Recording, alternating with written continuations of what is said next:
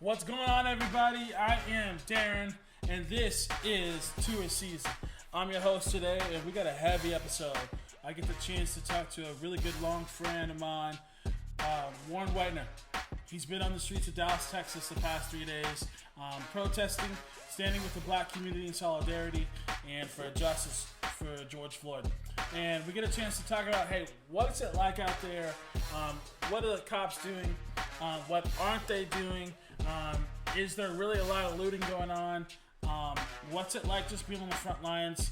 Rubber bullets flying at you, tear gas flying at you, and an army flying at you. That's kind of what it looks like out there. So we get a chance to sit down and talk with him about that. He's kind of recovering. He's been out there for long hours, a lot of walks and stuff like that. So we get a chance to see, hey, this is coming from the front lines. This is what's going on out there. I'm really excited for this one. Take a tour with me. This is Tourszn. Let's get it.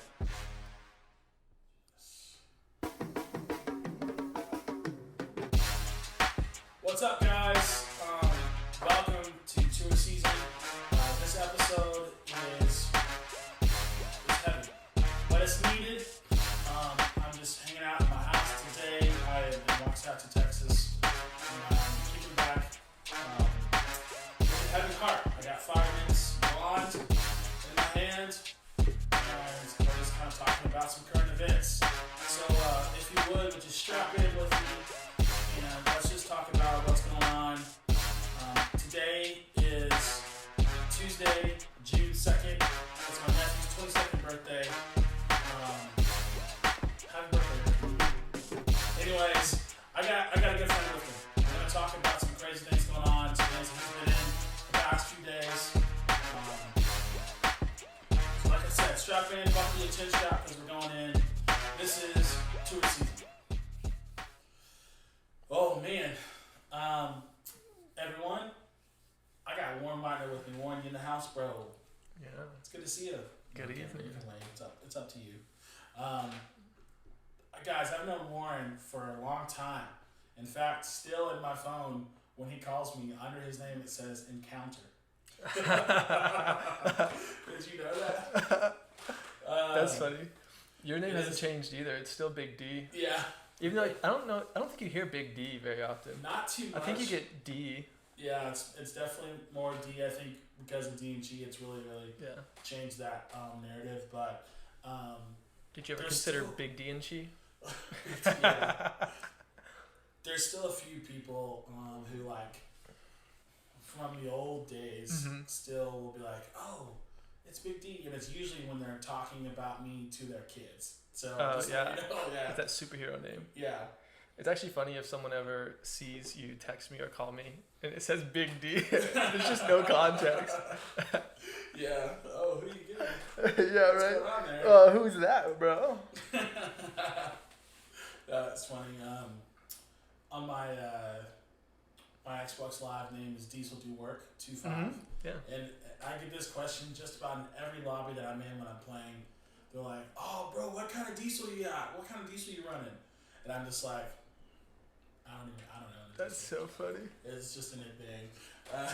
It's a Peterbilt. Yeah, they're like, what do you think you got? Cummins in there? You got a Hemi? And I'm just like, I have a Nissan Armada. It's funny stuff. Great gas mileage, easy to fix. Yeah, it's big. Bro, so can you just tell everyone where you've been the last few days, kind of what's going on with you, and then we'll just kind of backtrack and put all the context into it. Yeah. Just, Sure. So I've been at a couple of the Dallas protests this past week. I live in Dallas, right off of 75, and I'm unemployed right now because of COVID, and so I've had all the time in the world. I heard about the first protest, I think, on Friday night. Yeah. And we started at the police headquarters in Dallas over by Opening Bell, Right. south side on Lamar. And we marched for a long time. Where'd you guys end up marching to? Y'all went inward? Yes. Okay. And no. So it was crazy. It was really crazy. There was no endpoint designated. Right. Okay. So from what I understand, I got there a little bit late. It started at 6:30. They had some speeches. I got there about 8:30, and that's when the march started. Okay. And Chima was there. Yeah, as I saw that. soon as I think the speeches were like starting. He was live streaming from our Instagram, and he actually emailed me. He texted me. He said, "Do you mind if I go live from the D&G Instagram? I'm at the protest." Yeah. And I was like, "Don't do anything stupid. Yeah. Be safe." Yes. Actually, Chima's picture is part of how I found out about it. Is it really? Okay. It wasn't publicized, right. at least in the sources I had. And even like when I saw the picture and then I tried to Google it, I couldn't find it on Google.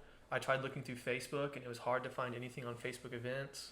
Yeah. A lot of the groups were closed, like the action groups, Right, and so you had right. to ask to join, and then so it was kind of tough. Actually, Twitter was the easiest way to find it because I just searched Dallas protests, and then 100 tweets come up about what's going on. Yeah. So Friday night, yeah, Twitter's a beast right now, bro. it's carrying the news of the world. No one can keep up, dude. And Yeah. part of it is because journalists and reporters are being shot, so they don't want to be on the streets. Yeah. It makes it even harder to get like quality video. But Friday night we started at the police station. We then marched to 35. We went right by Reunion Tower, the big ball, and 35 is right Okay. there. And so, and just to put in context for those listening, if you're not familiar with downtown Dallas, the police station is on the east side of the skyline. So if you're looking at a picture of the skyline, it's on the east side of the skyline, and then 35, probably like Yeah. a little bit under a mile Yeah. from the police station. And so you guys you're just starting to walk. You've already walked a Yeah. mile. Yeah. 30 minutes at least, Yeah. especially with a group of people that large. How many people would you say when you guys started? Probably 300. 300? Yeah, it's a lot. Friday night was one of the bigger nights, I think. That was before any craziness started happening. Yeah. So tons of people were there and ready for it. And it felt like we even grew in number in some Mhm. places because people followed the protests and came whenever they could. Yeah. We crazy how far we marched, and especially with that large of a group. So we went to 35, occupied the highway for a bit. From 35, we marched through like Midtown. Okay. To Deep Ellum from there, Okay, so you're walking through all the way back across Commerce, Dallas. Main, Elm, Yep. those areas. Okay. Absolutely. Yeah, so you're like, Yeah. when you look into that, it's kind of like a greater sign, almost like Yeah, like from the yeah, so you kind of made like this V like back towards. yes, yeah. I see what Okay. you're saying. Yeah, so about halfway through is when tear gas and rubber bullets started. What time would you say that is? Probably 10. 10 o'clock. There was no curfew then. Right. No It curfew. went really late too. So Chima messaged me and said I got out of there as soon as tear gas started happening. Yeah. So they brought police horses and tear gas and like you saw the riot gear. Right. That was about halfway through Midtown. We were near, I think it's Liberty Plaza. It's the kind of close to where you see the Red Pegasus Yeah. in front of like, I think the Omni is right there in that kind of Yeah. square area. Yeah, right. It was that direction. It was about halfway towards Deep Ellum Okay. through Midtown. Yeah. So kind of close to Reunion again. But we stayed in a group. So we met police resistance there. And so each protest is a little bit different because some of them have really strong central leadership and some of them are more informal where everyone just kind of agrees to meet someplace. Fridays and I believe last night's was led by Next Generation Action Committee. Okay. You can find them on Facebook. They've been updating a lot. They've had them in Fort Worth as well. And they're really organized. Like they've even, for last night's protest, if you saw it, they ended up on the bridge. A lot of people were arrested. Right. I do remember that. It's a lot of pictures of that. Mm-hmm. Through Twitter. Yep. Back to Twitter. Saw some live streams. But they were offering bail bond services to people who were arrested too. Oh wow. Pretty tight. That is Pretty tight. And if you're going to organize something like this, having those options are pretty important because it also incentivizes people to not be Come out, afraid to be yeah. a part of the protest Exactly. if they are arrested. And so they had megaphones and they were really pretty good about leadership and like saying we're going this way, don't do this, like put the bricks down. Right. they were great about that. So as far as bricks go, like something that I've been seeing on Twitter is bricks are disappearing. Yeah. And obviously I haven't been in one of the protests, so I'm not like, you're just walking and someone's like, hey, I just found this, or is it just like, someone's handing them out? And from what Twitter suggests, that they're just showing up in different areas where protests are supposed to start or finish, some stuff like that. Yes, and in my experience, I haven't seen anyone passing out bricks on the street, like, get your bricks. Yeah. I have seen bricks right next to construction sites where, like, reasonably they could be there. Yeah. At the same time, walking through Dallas Friday night was a weird amount of bricks. Like, there were 3 or 4 instances where there were, like, large pallets on the street corners. Yeah. And as an Uber driver, I can tell you that doesn't happen. Yeah, dude. Like driving through downtown Dallas and places like that. Yeah. There's not gonna be pallets of bricks and anywhere. I didn't think about it as much the night of because I hadn't seen any of those pictures. Like, oh, these bricks magically appeared. Yeah. But that night I did think like, this was really convenient. Like, if people wanted to pick up bricks, like, if that was the thing to do, they were available. At the same time, like, there is so much construction going on in cities like that you probably wouldn't even need bricks laid out for you if you wanted to throw stuff. Because, like, there are enough hand-sized rocks and gravel put down because of construction sites. Yeah. Wood, things people bring with them. 35's never finished. Yeah. I mean, yeah, definitely. If you really wanted to cause destruction, you wouldn't need a pallet of bricks. Yeah. Truthfully. Yeah. Okay, so I saw one of your posts the other day. Did you get detained or talk a little bit about that? Yeah, that's a longer. So that was the most recent protest that I went to. I think that was Monday night, Sunday night, because it was the first night of the curfew. Right. Which we all knew was going to be like a much different kind of situation. Exactly. I was really curious on how it's going to go down with everything. Yeah. So and there's curfews across the nation now, like pretty much in a bunch of big protest city. I think New York and Chicago have put in LA. I know Nashville's got one. Atlanta, I think Atlanta might be having one. Yeah, it's okay. Yeah, go ahead. Sorry. Yeah, so I think that was in response to what happened Friday night. So there was no violence Friday night. Certainly not before people were tear gassed. Yeah. It was really orderly. Like, we were in the streets for sure, but like, it was chanting. It was say his name, George Floyd, Tatiana Jefferson, Breonna Taylor, Black Lives Matter. Like, that was what people were chanting. It was the group dynamic on the streets. Later in the evening, I think the first looting that I saw happened when we made it to Deep Ellum.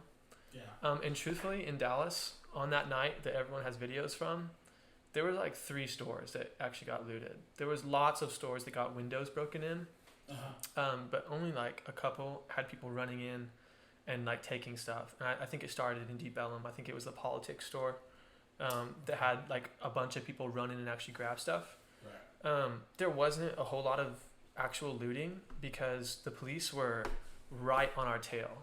So you have a group of 300 people, and then after that, there's 12 squad cars, and then there's a line of police on horses in front of the squad cars, kind of corralling protesters towards the end of it. Just kind of like siphoning off. They just followed us the whole time. So like, what would happen is if a window was smashed in a store, some people would try to run in, but there were cops right there, and like, they couldn't be in the store for long, so most people just left it alone and ran. Like, I think Neiman Marcus got busted up pretty bad, and like maybe a couple people ran in, but the majority of people were way too afraid because there were police right there. Yeah. So there wasn't like a crazy ton of looting, but lots of windows got smashed up towards the end of the night especially. And so I think curfew was in a big response to that because you saw the boarded up windows that Saturday afterwards. Right. So Sunday, the first night of the curfew, we started marching around 5:00 from like the Clyde Warren area. we marched towards. It was a bigger zigzag because there was a lot less leadership on that one. It was a more informal, like people. Was that one not organized by that group? No, it wasn't the same group as far as I was aware. People who have seen the weekend happen. Yeah, absolutely. Like, I need to get into action. People who are like now committed to being there every day with their signs, ready to protest, and that's when the protest had been about 6:30 the previous days.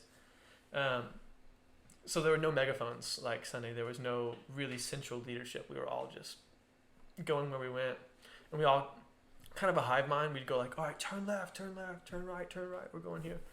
And so we kind of zigzagged through Midtown in Dallas. We didn't go into the uptown area past Clyde Warren. We stayed on the east side. The southeast side of it. Okay. Yeah, of Clyde Warren. We marched towards Deep Ellum. We got to the edge of Deep Ellum, and that's when it started dynamically shifting because that was 7 o'clock, and that's when the curfew hit. Ah, okay. So, I see. So at 7 o'clock, we made it to Deep Ellum, and that's when the police were like, "This is curfew. Like, we're going to enforce this curfew." They were shouting over their megaphones, and a lot of people broke off, like at curfew, but a lot of people committed to staying too. It was definitely more difficult at that point because people started running, and anytime you have large groups of people running, you can't control it. Yeah, it's definitely. You get scattered, and it's a lot harder. We probably had 100 people stay after curfew hit, and we were still marching through Dallas. No end goal in mind. Yeah. No real central leadership Just in it, being there. but we were there and protesting. That was the whole point. And I think the protest after curfew was especially important because it was also a protest of the curfew. Yeah. Because like putting a curfew in major cities and calling a state of disaster Yeah. is kind of police state in a lot of ways. Yeah. And I mean, that's there's not another way to explain that, honestly. Like, it's how it felt. So like 20 minutes after curfew, I remember checking my timer, like how long have we been holding out? yeah. In my head beforehand, I was like, I bet we can hold out hours after curfew and like just hold it off. No way, dude. Yeah. Like, so I looked at my phone 20 minutes in and I was like, oh shit, dude. Like, We gotta go. like I feel we're losing, like we're straggling. We were probably down to like 40 or 50 people.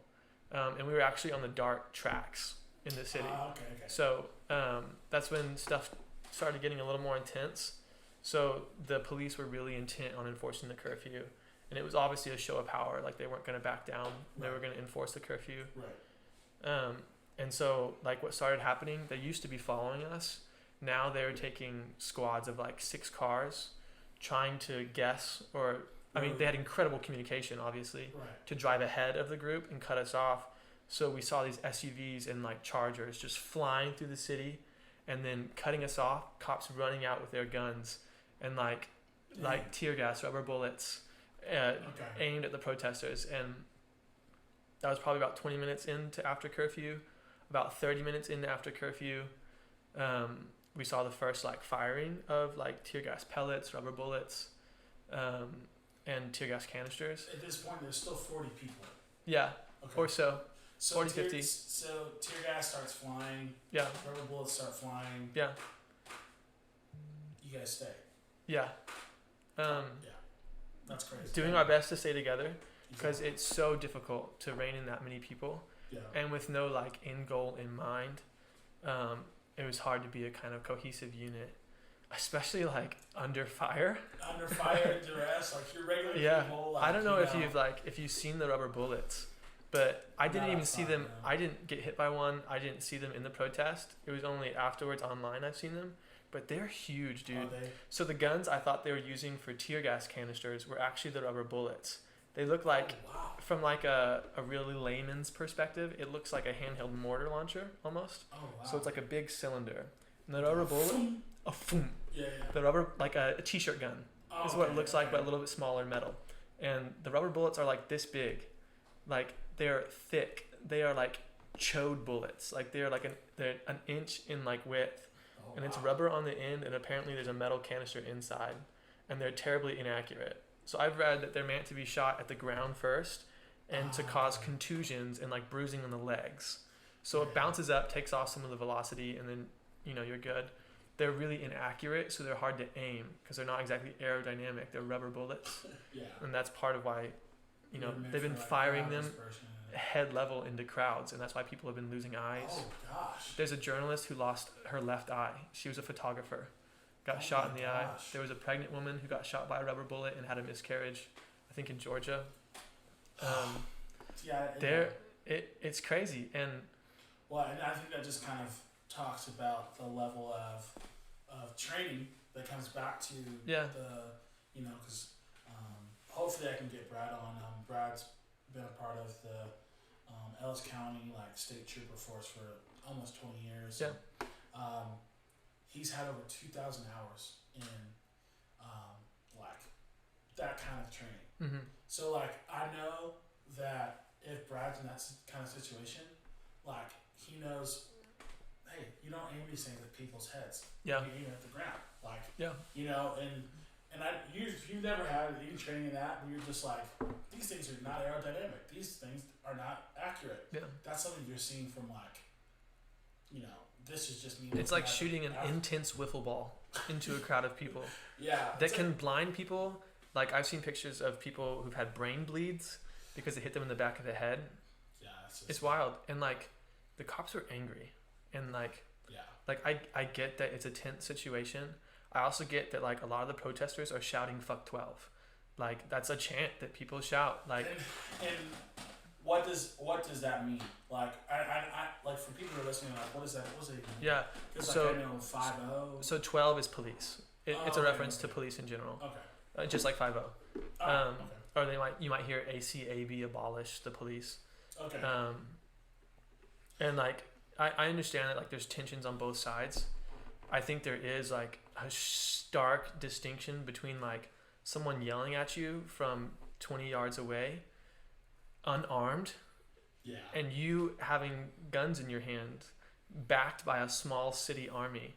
I understand that your feelings might be hurt, and you might feel hostility from a crowd of people, but they're exercising free speech, and you might feel that's a microaggression socially, but it is not a form of aggression in that we're going to attack you or that we pose some kind of imminent threat. And what was wild is that as they were pulling out their guns, as they were getting ready to shoot into the crowd, this 40 or 50 people left, we were running and marching around corners with our hands in the air saying, hands up, don't shoot, hands up, don't shoot, hands up, don't shoot, hands up, don't shoot. People's hands are visible. People worked hard that there was no violence, that there was no imminent threat to police within the protests. Yeah. If someone saw someone trying to throw a water bottle, everyone was jumping on people this is not what it's about, stop, put it down, leave, you're not here for the right reasons. Yeah. It was so obviously peaceful all night. And so we got in this alleyway with a couple squad cars behind us and a line of police with their weapons out. They started shooting pepper bullets, and some tear gas, and we all started running. I got separated from the group. I went left, everyone went right, and I wasn't going to run back across the alleyway in front of the police again. How did that feel though? Did you know that you were getting separated, or was it just you were running and you turned around and then boom, no one's there? So that was really hard. So I had friends in the group. Losing people in that situation is so easy. It's so hard to stick with your friends. But you need people who are watching out for you specifically. Yeah. I ran towards the Dallas Zoo. We were back into the city. And everyone ran in the opposite direction, and I could have run back to the group, but I was no, I'm not running back across the police. Yeah. And that's one thing I kind of regret. Because, and I talked about it with some friends afterwards, what my moral responsibility is, and I think that's up to every person to decide. Mm-hmm. My principle is that it would be worth getting arrested for just to stand in solidarity. And so I wish I had ran back to the group, to be honest. A large portion of that group was arrested afterwards. Lots of people scattered and got away when they could, but some people stood their ground and just let the cops overtake them. Yeah. And even videos of that, man, they were wrestled to the ground, holding signs, and the people who were left, they were kids. The people who were around me were teenagers. They were in their 20s, for one, there were people who could run. Like, they were, Yeah. They were kids. Like, they were ready to run, probably rambunctious and not working. And I think a lot of movements are pushed forward by the youth, and I think they have the energy, they have the passion, they're so in touch with their emotions. Mm-hmm. But like, people were tackled and they were handcuffed, and I had a good friend of mine who was still in the group whenever I got away.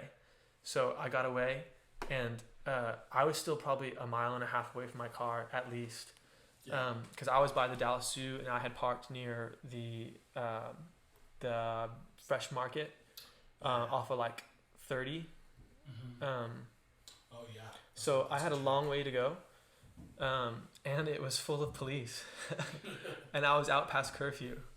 So I'm walking, obviously a part of the protest. Like, my face is red, I'm dripping in sweat, I'm wearing all black, like I have a backpack on. So I was stopped like 3 or 4 times. These unmarked trucks. Like, I was walking on the streets trying to get back. No one in the city now, because it's 30 minutes into past curfew. They've been ushering people out. These huge trucks, like Ford, Chevys, whatever, F-250s, would drive up, screeching, come to a break in front of me and be like, "Get back to your car. What are you doing? You're not past curfew." And I'm like, "Oh yeah, my car's over here." Happened 3 or 4 times. So I finally. No questions asked. And I feel like, and I was out past curfew. Like, that was the whole point. And like, I was ready for what happened. Like, I went into it knowing like, this might go poorly for me. Like, I might be arrested for this, and that's something that like, I'm willing to happen. Like, it's not such a bad thing for me. It won't even like inconvenience me for that long, I'm sure. Yeah. And so I'm walking back to my car. I get within like probably 20 yards, dude. Like, I could hit my beeper on my keychain, and it would it would unlock my car. And the police are like spread out over the whole city. I've never seen so many police in my life. Like, and it's such an understatement. Like, you hear sirens just echoing through all of the big buildings. And now I'm kind of outside the city because the farmer's market is right there off of 30. Yeah. And so I come to the street corner, 5 police cars, a bunch of police on the corner. There's a girl in handcuffs in front of me, and I get up to this crosswalk, and if I get past the crosswalk, no more cops. And I get to the crosswalk, and there's one cop there, and these other cops alert him to me being there. And I'm like, "Hey, my car's like right there. I'm trying to leave." And he was like, "Do you have any identification?" And I didn't keep my ID with me, kind of on purpose. I left it in my car. And I was like, "No, I don't have any ID on me." And he's like, "What were you doing here?" I was like, "I was here at the protest." And he's like, "Why'd you park over here?" And I'm like, "Well, like, I knew there was parking here." Like, and then he asked for my information, and I didn't want to give it to him. And so he was like, "All right, we're going to sit you down, and we're taking you in for curfew violation." And I was like, "I'm outside the perimeter of the curfew violation." And they're like, "No, it's the whole city of Dallas. It's a curfew violation." But it wasn't, because there's they drew a map and they announced it that morning. Right. You know, like. Yeah. And like, truthfully, I was in violation of curfew. Absolutely, there is no doubt that I was in violation of a law that had been put in place that morning. I understand that. Like, I get that. I was willing to be in violation of it and suffer whatever consequences came with it, because like, I don't think that what is legal equates to what is moral. And you're right. There's so much legal stuff that goes on that is absolutely bankrupt morally, and like, I think everyone has to find the line they're willing to draw. In opposition to those things, because like, coming into it, I wasn't sure if I was willing to be arrested or not for it. And part of it, I think, is just fear. For one, I've never been arrested. I've never been chased by cops in the city. Certainly not hunted with people with drawn weapons. Like, that was a terrifying and new experience for me. And like, I came to it knowing it was a possibility. And now looking back on it, after I was there and saw what could happen and what did happen to people, it helped me kind of establish some of my own values and how far I feel like I'm willing to go to hold out my ideals and principles. And everyone has to decide that for themselves. But like absolutely, what is in law does not mean that it's moral. I mean, like hiding Jews during the Holocaust was unlawful, but I agree it's highly moral action. Yeah. And I think like a curfew to deter peaceful protests is an unlawful thing, is an immoral thing to do, even if you're able to bring it into law. And I think, obviously I don't have the ear of the city, but I really think that given the chance, they would try to say like, well, this wasn't for the peaceful protest, this was for the looting and all that things. Yeah. But the sun was still up at 7 p.m., man. Like, exactly. The looting didn't start till like 10 or 11 o'clock on that Friday night. Well, I think it's just all... There's a lot of hate, man. There's a lot of hate. Yeah. And it's weighing so much on me, man. Like, so I lead worship. Everyone. And on Sunday morning, I'm leading, and I wrote this song about the whole situation, what's going on with George Floyd, and then also the COVID-19 craziness. And I finished worship, and I'm going into the song, and I'm kind of introducing it, and just waves of emotion, like everything that I'm like thinking about just hits, and I'm literally on stage, middle of church, on our live stream, just sobbing, Yeah. And I was really okay with that because I needed people to see like everything that's going on hurts, like it does. And something I said was just like, there's a lot of shoulders in this room, and when things get tough and it gets hard to do things on your own, like you need to get back to back. And there's a lot of shoulders in this room, so I encourage you to get back to back with people to carry you through this. What's cool about that is my church, when I first started going there, this was 4 years ago, my church was known as, if you aren't white, don't go to that church. That was the mantra. It was like, hey, if you're white, you don't go to that church. And our staff, knowing that, all brand new staff at the time, knowing that, really set out and say, like, look, we are a church that's in East Fort Worth. If we don't look like our city, what are we doing? Which East Fort Worth is pretty much predominantly Hispanic and African American. Yeah. And it's one of those things where it's like, and so what was cool about that, a lot of people in that room, when I said that on Sunday, were Hispanic and African American, as well as Caucasian. And so it was a really cool moment to see, like, look, in the 4 years, like, we've started to look like our church, but to speak to that, like the protests looked that way too, though. Exactly. It was so amazing, dude. I was just seeing that. It's been so cool to see. Like I have never been a part of something like this before. Like I've never been a part of a public protest. It's different, man. Until this week, but like there is such an empowering and like hopeful and encouraging feeling being in the streets of your city, shouting at the top of your lungs with people like from every clique you can imagine. Like it was so amazing seeing the different like small social subgroups represented in the crowds. Not just like black and white, but like in fashion and in taste and in like art, they would all differ potentially. Yeah. But they're all there for the same cause. They're all united under the same message. Was really encouraging.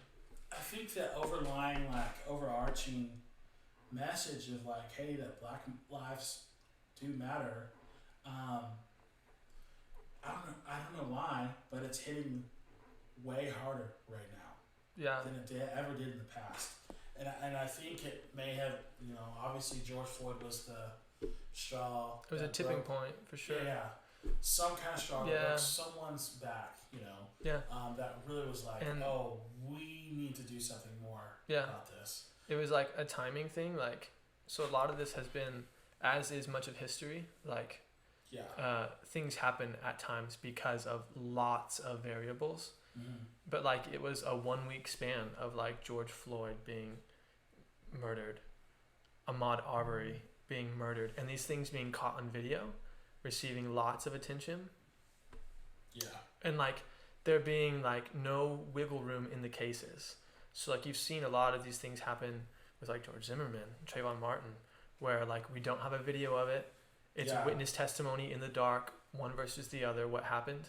Right. And so people like even if they aren't sympathetic to a Black Lives Matter movement, like they feel like they have wiggle room morally to say, well, maybe he didn't mean to, maybe he didn't know, maybe he thought he was in danger. But when you see a video of 4 police officers standing on an unarmed black man's neck, like that changes things. In the same week that you see video released of a young man being gunned down in the street that happened 2 months before, but no one knew about because we didn't have video. Yeah. Imagine if that video didn't exist. Imagine if that video didn't exist. And that's one of the I haven't watched the George Floyd video in entirety because it's tough, of how badly the Ahmaud Arbery video hurt to see. I have never carried a video like that in my consciousness afterwards so viscerally than seeing Ahmaud Arbery stumble down dead in the street. Dude, I mean, as hard as it is to watch the Ahmaud Arbery one, where it's just like he's trying to run away, and obviously he can't. Dude, this was. It's like a public execution. Why are we comparing which one's worse? You know what I'm saying? Like, in front of a lot of people. Oh yeah, in front of people, like. And they're being like, and so the Ahmaud thing was a vigilante thing. Maybe you have an excuse. These are like untrained civilians, but like the people who are supposed to be the best at de-escalating violent situations on the daily were the ones who publicly carried this out. Like, and it wasn't like they even tried to cover it up. Like, they felt justified doing it in front of people. Like, that's an incredible amount of power to just like blatantly do this in front of people, and like they weren't afraid. They weren't afraid to do it in the middle of a street, which like speaks to what they're not afraid to do when the cameras are off. Yeah. There was a death in one of the protests, and all 12 officers involved, their body cams were off. All 12. That is highly. That's crazy. That's not cool. That's crazy. Obviously, but like. Dude, oh my God. So like, a huge thing to talk about is media. Like, you see everyone quoting MLK right now, that MLK wouldn't have stood for this violence, and it's always older Caucasian saying MLK wouldn't say this, or whenever MLK's children say these protests are a rightful expression of in response to injustice. This has historically been shown. What motivates governments and people to listen is rioting, is destruction of property, and it will never amount to what a person's life amounts to. Yeah. And then MLK's children saying that their father would have stood for what's happening in America today as far as protests go, and then people commenting in response, no, this isn't what your father would do. Like they know. I've read some of his quotes. I've seen excerpts of some of his speeches. Trust me, I know your father. And like 78% of Americans didn't approve of MLK during his time when he was assassinated. We romanticize the fact that people loved MLK, that they herald him as this beacon of peace and hope, but they didn't. They hated Martin Luther King Jr.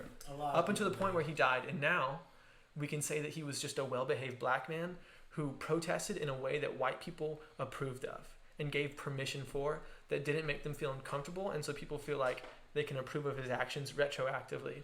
Whereas if they were alive then, they would have been one of that 70% that said MLK's a bad dude. Because he's solving, and that's a huge thing that I've seen, is that like, and it comes from typically not people of color who say, I want things to go back to normal again. Why are you in your own cities? And part of Instagram was that, because they put me in handcuffs. They sat me down, ran my plates, made sure that was my car, that I said was my car. And they were like, we're going to let you off today. We're doing you a favor. Just go home. Are you going to go home? I'm like, yeah, I'm going to go home. And part of what I said afterwards was that like, I got a choice whether I was going to be arrested today or not. Black people don't have that choice every day. Yeah. And then I posted again saying that I'm scared and I'm exhausted and I don't know what's going to happen in the world. And I want to just quit, man. Like, I want to dip out. I want to go do my master's degree in Germany and just like let America sort itself out. Yeah. But like, black people don't have that choice. You've been on it for 3 days. Like, and that's the thing, dude. I've been dealing with this for maybe a week. Yeah. You know, Like, I've been afraid of the police for maybe a week, that they're going to hunt me down, they're going to hurt me by accident, something bad, someone else is going to do something and I'm going to suffer for it. But like, people of color experience this every day of their life, man. Like, that is a potential thing that happens when they get stopped for speeding. Yeah, so much that it becomes it becomes desensitized. Like, yeah, and if it stops, I get to go back to security. I can stop fighting and be okay, but people of color can't. Like, they don't have that option. And if it was me, I would want someone to fight on my behalf, even if they don't have to. Yeah. Like, the status quo only benefits the oppressor. And going back to the way things were, like, isn't an option. It isn't an option. You're right. It's not. You want to talk about COVID-19 being a new normal. I think what's happening is COVID-19 over? Who knows? But, yeah. Especially, not necessarily you, but just coming from people who look like you, Warren. Yeah. Like, just the amount of people who have been, hey, I'm willing to put myself into these situations, and hey, I'll get arrested for this. Like, that is such a huge statement to people who look like me. Yeah. You know what I'm saying? But at the same time, that feels like just the buy-in. Oh, that's it. Just to be a human person and exist for somebody else. Like, if you really say that you are committed to this movement, that you are committed to equality, you have to be willing to lose some of the rights that you have now. And not just rights, but like privileges. So like, I've seen this as an explanation of like the outrage of taking prayer out of schools. So like, for a long time, Christians enjoyed privilege in schools, like having public prayers there. And when that was taken away, it felt like a huge overstep. Like, they lost all of these rights. But in truth, it made them equal with every other religion represented within the school districts. And so now, as white people, feel their privilege being taken away, it feels like they are losing rights that they have always enjoyed. But they're not losing something. They're just being made equal to the people around them. And to some degree, they will lose some of the privileges they have enjoyed, but it will only make them equal with the people around them. Yeah. And sometimes that's a hard thing to ask of people who have power. And this is the same problem with billionaires. Like, you're essentially asking Superman to legislate himself when he doesn't have to. Yeah. That he could be getting away with things and choose not to. That's a hard human thing, man. It really is, man. Dude, you're hitting on so many things that are just prudent and real and like need to be talked about. Right now. And I've always in the idea of like, man, if people just chose better, like, just, I'm gonna love, choosing love, like, over being selfish. You talk about the idea of hey, coming from being superior and like having to lose some of these things that makes you equal. Like, that's it's a hard pill to swallow. And it honestly reminds me of the Bible, where it talks about the rich young ruler talking about, hey, I've done all these things for you, Jesus. Like, how do I get into heaven? And he's like, well, go sell everything. And it was kind of like, but I've done all these other things. And he's like, well, go sell everything and follow me.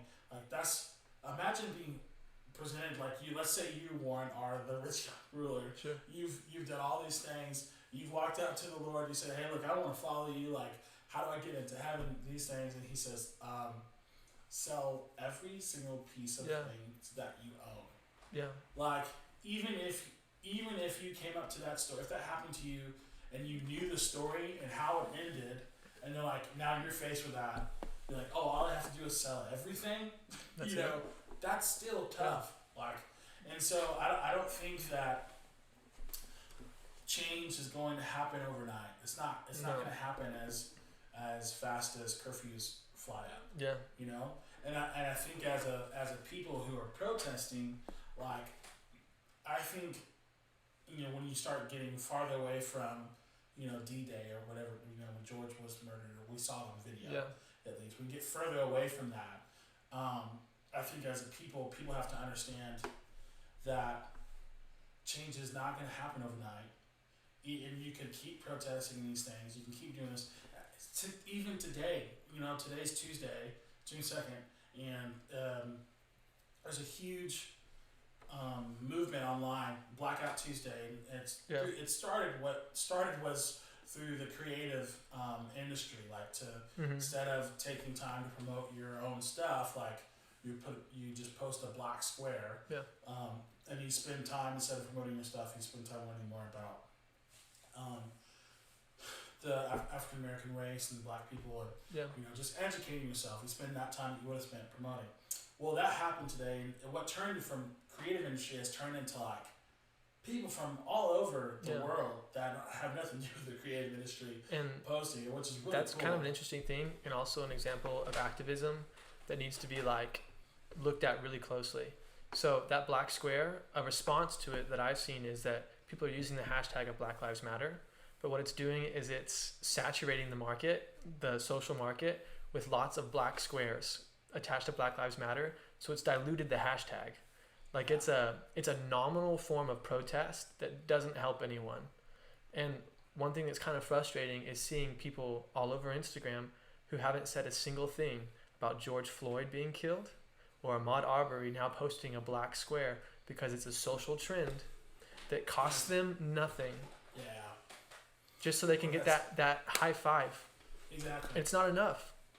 Well, D&G posted it. I posted it last night at midnight. Yeah. Woke up to a comment. I've never seen. I don't know who this person is. I guess they follow our music. But the comment said, "Bye bye D&G." And I was like, "Wait, what?" Thank you. Exactly. And I just this isn't our fan base. I commented and I just said question mark. And then about an hour later, I was still thinking about like, why is he so? Dude, crazy. You know? I posted a Facebook thing. It was from Rakisha, if you know her, Bird. Yeah. And it was like, if you have been silent or neutral about the struggles, if you don't think this is a race issue, if you don't think that police have overstepped their power and bounds, then go ahead and unfriend me. And a former manager from a restaurant commented on it and was like, I enjoyed working with you, but I guess this is goodbye.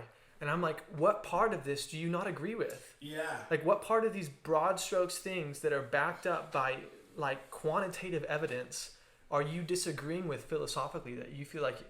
Yeah. Don't agree with it. It doesn't make sense. It really doesn't. I was just baffled. I was like, you can't get behind this. Exactly. You can't get behind this. A man just died, and like Yeah. you can't be like, maybe there's just a little bit of like a problem. What is it going to take? Is it going to take a police officer or just a white person saying into a camera, "I hate black people," and then shooting a black person for them to condemn it? Is that what it takes? Maybe it's got to be personal. Like, maybe it has Do to they need a happen. letter of intent before every crime against a person of color happens? And it goes back to like, they don't understand because they've not lived it. And I think like speaking to that is really important. So I feel very fortunate that I've had friends that I've been exposed to media resources that have helped shape my worldview. And like coming from a place where this wasn't always obvious to me, and a culture and kind of group of people that don't see these struggles regularly, and now coming into a place where I'm hearing these voices, where I'm seeing these perspectives, I'm learning about the lived experience of people of color. I can have grace with other people who aren't there yet. Yeah. And like, I understand that. But like, the biggest thing, and this is coming from a white guy, like, we need less white voices and like less white people asking black people to educate them about their problems, and more initiative. Like, it's not a black person's responsibility to educate you about Here are these books, like, about do your their homework, experience. come back to me. Like, Yeah. you're a person and you exist in a planet with this other person who is receiving persecution. It is your job to be informed. And just a resource, if you're listening to this, you're already listening to a podcast, one that really pointed me and opened my eyes to things that I felt, because I have felt sympathy for people in minority groups for a long time in my life, because it seemed like they got a bad rap, even if I didn't have quantitative evidence to back it up and be like, okay, this is where they've been receiving persecution, because it's not always clear to see if you haven't lived that, or you don't know a lot of people who have lived that. Was Black and White Racism in America by the liturgist. If you enjoy you enjoy spiritual voices, intellectual voices, Black and White Racism in America, an episode by the liturgist podcast. It's Propaganda is their special guest. He's a hip hop artist Love with a master's in history. He's incredibly well spoken. He lays out so much, and that's a great place to start. We'll put it in the show notes for Yeah, sure. please do. Like, and that is what it takes moving forward. So like your black square on Instagram, that's great. I'm not ever going to bash anyone for putting a black square on Instagram and saying Black Lives Matter. That's an awesome first step that you are at least willing to give that much into something you believe in. Next. But like next is like, even if you're not a part of this social movement in the next couple months, like the rest of your life, you need to make it a point to be educated, because this struggle isn't going to be over this year. Yeah. Like you can't Just wait. you can't wait. Like, yeah. You can't wait. And I understand the reservation. I understand that this might be adding something into your already busy schedule, but this is urgent. Yeah. This is urgent. And if you want to understand why people are rioting, why people are looting, why things are on fire right now, you need to understand the black experience in America. And you're responsible for your own education. Like this is a thing. The lived experience of people of color in America is a real thing. It's a real thing. And I think that, and I understand this too, that once you become educated on something, a moral injustice, you then feel a responsibility to act on behalf of those people. Yeah. I think anyone with a conscience can agree to that. If you were to recognize that a person is being persecuted, you have some form of responsibility to render aid to them. And so I think it's easy and kind of a cowardly thing to do to purposefully not educate yourself so that you have no responsibility to these people. Yeah. I totally agree with that. I was actually thinking about this the other day. Like, if I saw what was happening to George Floyd, like, would I have the balls to say something? Not just say something, but like push the cop out. Push the cop out of it. You know what I'm saying? Like, yeah. I was just thinking about that, and I was like, in my mind, I'm like, I could definitely move this guy because I'm a big guy. I can definitely move this guy. Could I have made it through the first cop that was just standing there trying to I could have made it through that guy. Could I have made it through? I guess his name was Chauvin, like that. And at the same time, risking your own life. Well, yeah. I was like, and then your freedom afterwards. Like, how do you approach someone who controls the law?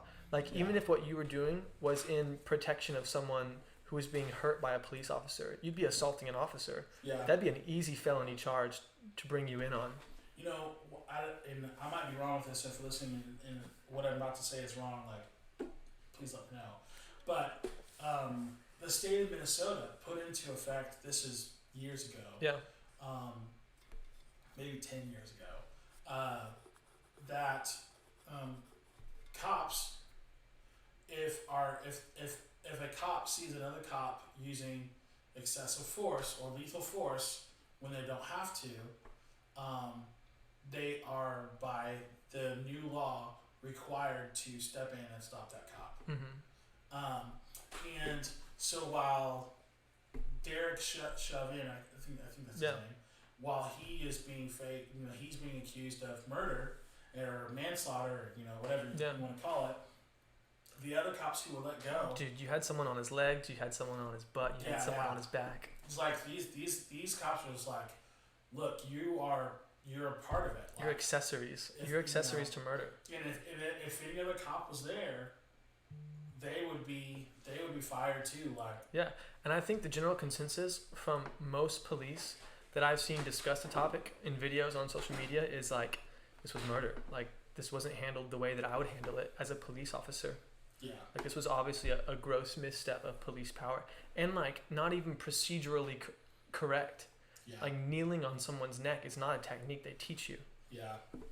I just get so curious, like, how other cops, because I have so many, I'm sure you have friends who were in police force, someone who was even in my wedding, she is a policewoman in Rowlett, Texas. Mm-hmm. And her, soon-to-be husband actually is in the DPD, and he actually specializes in undercover stuff.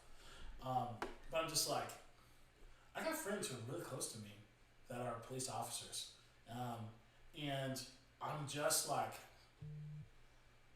I know from what I know that they're good people, Yeah. When you deal with when you have people in your profession Yeah. that one person in Minnesota, 4 people in Minnesota have effectively tainted 100,000 plus around the nation. Yeah. And obviously there's more than just those 4, but like when you put it into perspective, like if they've from what we have on tape and what we've seen from the actual facts of, hey, this is a video that's happened, like this happened.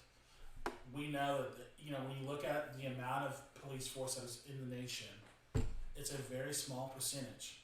But what it's done means like, I'll give you an example.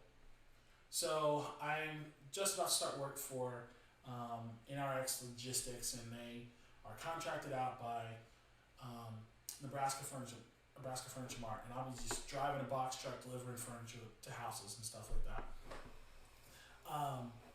In order for me to be able to start driving that box truck instead of just being like a helper is what they call it, our team that works on a box truck has to have a 96% acceptance rate. Meaning, obviously, like after everything's been delivered, the person gets a survey and they give you a rate, and like they judge it and they grade it and they give you back at the end of the day, hey, this is what your rate was for the day. Most people in that in our statistics have a 96 and up, like, or it's no one's 100%, but it's usually like 99, 98, 99. It's a standard they're held to, though. Yeah, it's a standard they're held to, exactly. Yeah. And the second you drop below 96%, it's like, oh, sorry, you need more training. Yeah. And I was just like, when I was thinking about that, I was like, dang, that's tough actually. Yeah. Like 96% is very good. And as an Uber driver, my rating is a 4 point. It's like a 4.91. Nice. And I'm a nice guy. Yeah. And I've done over 600 trips. Like, I'm a good guy, and I have like 3 1-stars. And for the life of me, I'm just like, maybe they messed up and accidentally put a 1 star. But I'm just like, how did I get a 1 star? Yeah. And so but it's the exception, it's not the normal. Yeah, but even having a 4.91, like, if you're looking at that, that's not good enough for, if I was going to be in the 96th percentile, you know what I'm saying? Yeah. That's still not good enough. Even though I'm like a very good Uber driver, I know the city, like I help out, I find all the places that people want to go, I know where they want to eat, like, I'm telling them what's happening in the city. We have a great time when you're in my car. Like, if you're in my car, we're having a good time. But it's still, I'm just like, that's not good enough. Dude, Derek Chauvin, the guy arrested, he has a rap sheet. He has multiple offenses already on his record that were dealt with, like, outside of court. That, like, weren't even reprimanded. Like, it's a slap on the wrist he got for, like, violent interactions with minorities already. To someone's ego, like. Yeah. Past that, 40% of law enforcement officers have some kind of history of domestic abuse or violence. Wow. And if that's happening in the home to people that they're supposed to love and are close to, what's happening to someone that you feel justified doing to because they've committed a crime of some kind? Yeah. So I think we can agree that the level of training needs to go way up. The level of accountability. Accountability. Oversight. Exactly. Like. And I think the people of the United States of America are doing a really good job of holding police accountable right now. There's a hypervigilance. And rightfully so. What does it look like a month from now? What does it look like 2 months from now? I hope, for the nation's sake, I hope it's still not protesting. I hope it's moved farther than that, like to where there's laws. That's the thing, though. It's like we need some kind of response to the protests. Yeah. Like, I don't even think so. The other 3 officers involved haven't been arrested yet or charged. Like the woman in Fort Worth who had the police break in, Tatiana Jefferson, broke into her home. Those officers haven't been arrested, and she was killed in her own home. Yeah. No one's been held accountable for that. Like, and even if all of these arrests happen this week, tomorrow, like, that's not it. People, and that's one thing I've seen is like, so some of George Floyd's family, his girlfriend, his brother, have spoken out saying, well, George Floyd's not about this violence. It would break his heart to see this. And I understand that. Like, I get that. No one wants to see their country or, like, their city tore apart or broken Yeah. into or on fire. But at the same time, like these riots, these protests are not just in response to George Floyd. This is the opening of a wound of decades, if not hundreds of years of racial oppression. And like everything wasn't healed. Like we didn't fix the wound in the time of MLK. Like in the civil rights movement, like it's not over. You gave a few more black students places in nice colleges. Fantastic. That doesn't make up for the years of racial oppression, for the years of economic systematic. Yes, like the GI Bills. Like there are generations of white men who have been educated on the government's dime as opposed to black men who fought in the same wars and weren't given the same opportunities when they came home. They moved to the suburbs. They had nice houses built for them. They got college jobs that paid higher. And ever since then, you've seen this generational curse of people of color trying to scratch and claw their way back up. And like people like to think that we're all equal now. Like it's over. Yeah. Like stop complaining. There's a chip on your shoulder. Like it. Most of those people never. Most of those people who say that don't have to. You know, when I walk into a room, one of the first things I check to see if there's any other black people in this room. And that used to be a joke, but now it's like I just need them to know that I'm with them. Like, you know, I got your back. And that is a weird, you know, it's a weird level to go to. Like what started as a joke years ago. You can't ignore that lived experience.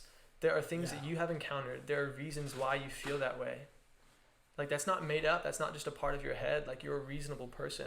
Yeah. And give no one a reason to be confrontational with you, as far as I have ever seen or anywhere close. But the fact that you still feel like you need to protect yourself or have someone else to protect or someone that you need to look out for in a room, like that shows. And people's lived experience is so important to listen to.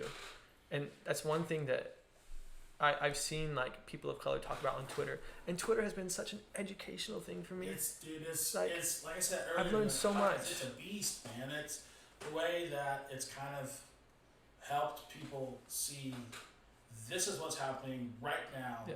It's not half of we were talking about this off screen, but we were saying like, you know, networks are taking forever to say, you know, what's happening because it's going through all these different filters.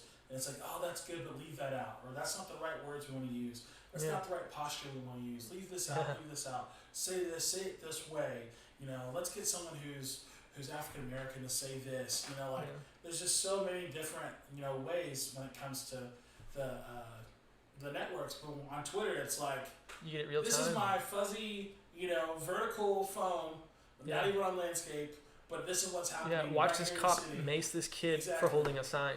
Yeah. Watch these cops mow down protesters, like, and that's what I was saying. It's really weird. Is like one of the things I've learned, especially from Twitter, is that like it's especially important for white people to listen, and that's one of like the hardest things because like I learned something new and I want to instantly get involved. I want to see how I can speak out against this, but like one of the best things you can do as a white person, and that's part of why I felt okay coming on the podcast and talking about this, because like me protesting, me being put in handcuffs, like that's not a special thing. Like that's not a heroic action. Yeah. Like that's, like I said, it's just a buy-in for being a person that cares about other people. Yeah. And what's important, if you really want to learn and like understand why people are so upset and so full of rage, is listen to the experience of people of color in your life and around you. And like if you can't think of like an author or an actor or a musician that you listen to that speaks out on these issues, or just a friend or a person, if you have no perspective from people of color in your life, that's why you're missing this education. And this is why you don't understand why there's rioting. This is why you don't understand why people are in the streets every single night. Yeah. Why mothers are crying, why people are so angry that they're burning down buildings. Like if you want to understand the looting and the violence, you need to understand the lived experience of people of color around you. Just listen. Just listen. Just listen. Well, dude, I want to thank you, bro, for being on. Everything you said is awesome. And I think people have a lot to chew on when it comes to the things you were saying, when it comes to the protest. I have no doubt that we'll see you out in the protest, you know, soon or, you know, whatever. And, guys,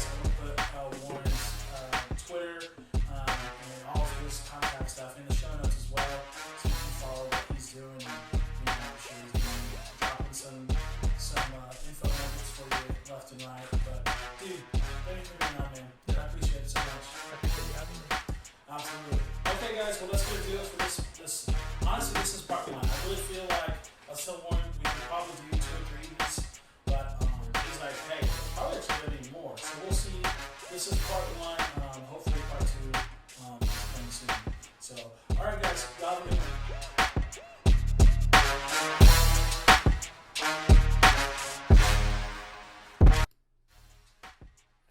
Wow, what a great episode with Warren Weitner. Man, what a guy. I'm so happy and proud that he's on my side, standing for me and in solidarity. Some good stuff from Warren. I got his handle. He's a musician, does folk indie music.